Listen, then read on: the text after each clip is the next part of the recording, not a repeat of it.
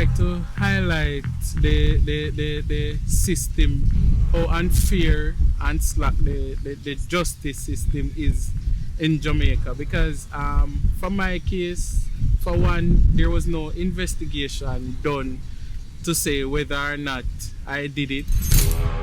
They said they are taking me into custody on suspicion for robbery, kidnapping, rape, illegal possession of firearm, and decent assault.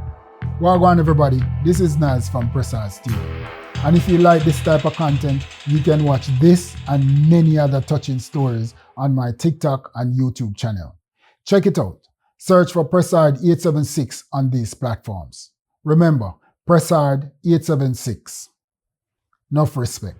Like, would I never thought coming to America with papers, you'd have, face stuff like this. Getting put out within 2 months.